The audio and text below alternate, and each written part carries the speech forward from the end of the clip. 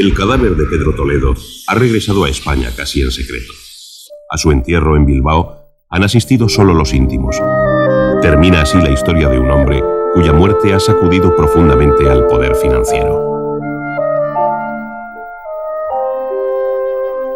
Yo he seguido mucho la vida de Pedro desde que él entró como un elemento modernizador en el sistema financiero español, cuando ya promovió el mercado interbancario, cuando después le vi actuar de manera muy responsable, pero también muy audaz en la resolución de la crisis bancaria, y siempre lo hacía con un carácter amable, jovial. Hemos perdido un gran compañero, el sistema financiero español ha perdido un gran elemento. Muere el líder de la banca española, titulaba la prensa norteamericana en sus primeras páginas. Su desaparición deja un inmenso vacío en la banca y ha llenado de incertidumbre a la cúspide del Bilbao Vizcaya. La lucha por su sucesión ha creado fuertes tensiones entre las dos entidades que se fusionaron hace menos de 2 años. José Ángel Sánchez Asiaín, copresidente con Pedro Toledo, no encuentra un sucesor de su talla.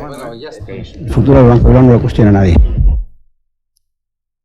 Pedro Toledo Ugarte, bilbaíno, 54 años, hijo de vasco y chilena, pasó una infancia sin hambre, pero marcada por la austeridad de la posguerra.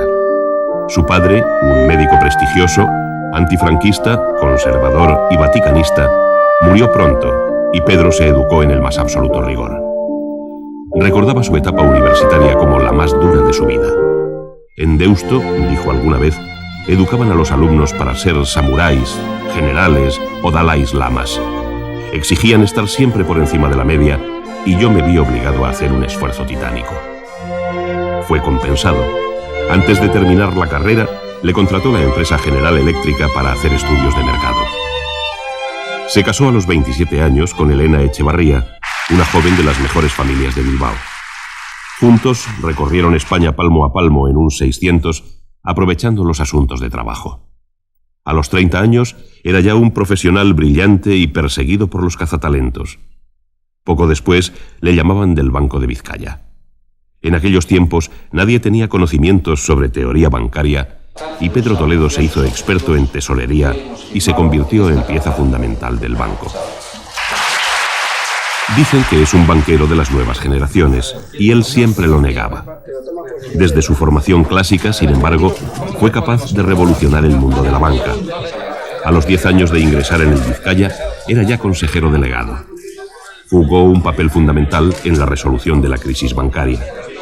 Corrió grandes riesgos rescatando bancos en crisis del Fondo de Garantía de Depósitos. Empezó una carrera de absorciones y en 1985, como vicepresidente del Vizcaya, logró aumentar sus beneficios de forma espectacular. Su carrera era imparable. 2 años más tarde, se convertía en presidente de uno de los primeros bancos del país. El último día de ese mismo año, logró que fuera aprobada la primera fusión bancaria que se produjo en España. Estaba en la cúspide. Pedro Toledo era un hombre de mi generación, un poco mayor que yo, y yo creo que era representativo de la nueva generación de españoles que han hecho la democracia, en su caso en el terreno de la empresa privada y del sistema financiero. Trabajó mucho por la internacionalización de nuestra economía, por la apertura al exterior, por la modernización de los sistemas de trabajo. Fue un hombre dinámico, emprendedor. Era un gran amigo de sus amigos y era un hombre muy preocupado, precisamente por ser alguien de su tiempo, con los problemas de la comunicación. Para llegar tan alto, tuvo que renunciar a muchas cosas. Era un gran aficionado a la pintura y no pudo realizar su sueño, ser arquitecto. Pintaba cuadros impresionistas, pero abandonó los pinceles cuando ingresó en el banco. Era un hombre obsesionado por la estética que cuidaba hasta en los menores detalles. Su aspecto físico era imponente, 1,83 m de estatura, 64 kilos, perfectamente entonado, atrevido, misterioso, seductor. Estaba demasiado flaco, incluso antes de la aparición de su repentina enfermedad, y hacía esfuerzos por engordar. Solo bebía en las comidas, a ser posible buenos vinos franceses. No fumaba y le molestaba que otros lo hicieran en su presencia, porque sus ojos claros eran sensibles en exceso al humo y a la luz. Las cortinas de su despacho, en la segunda planta de Alcalá 45, siempre estaban echadas. Le gustaba la penumbra para trabajar, pero adoraba la luminosidad de la nieve en las montañas y el sol del Mediterráneo. Se definía como un lobo solitario y muchas veces se iba completamente solo a practicar la vela y el esquí, sus dos deportes favoritos. Me gusta sentirme solo en medio del mar y escuchar el ruido de las olas, decía. Y también me entusiasma contemplar el mundo desde lo alto de una montaña nevada. Por las mismas razones estéticas, era gran aficionado a las corridas de toros. Nunca se quejó de nada, pero a veces le hubiera gustado escaparse. Yo me he subido a un tren del que ya no puedo tirarme en marcha. Elegante en el trato, en la forma de hablar, en el tono de voz y en sus movimientos felinos, tímido en exceso, defendía celosamente su vida privada. Los banqueros, según Pedro Toledo, no debían tener un protagonismo tan desmesurado. Fue un precoz y entusiasta lector de Baroja, Voltaire y Flaubert. La novela que más le impactó en los 3 últimos años de su vida fue La insoportable levedad del ser de Milán Kundera. Se le veía con frecuencia en los conciertos.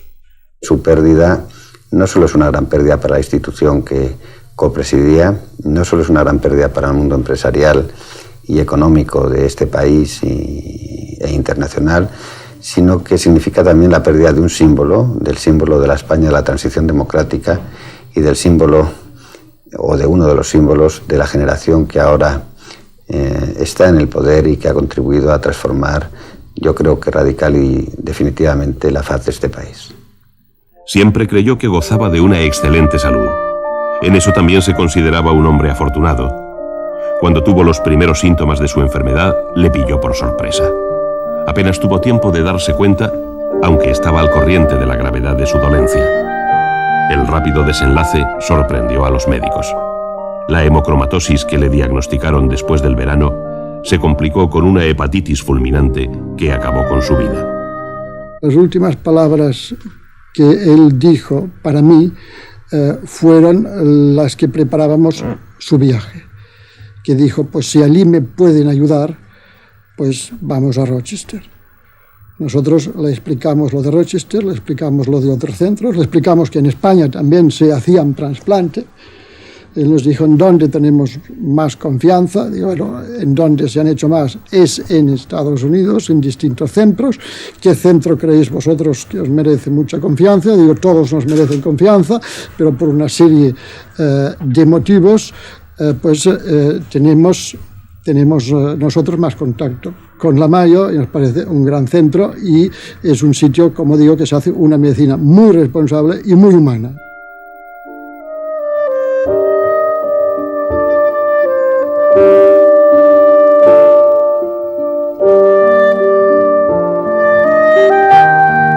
Tuvo una muerte trágica, pero silenciosa y discreta, como su vida.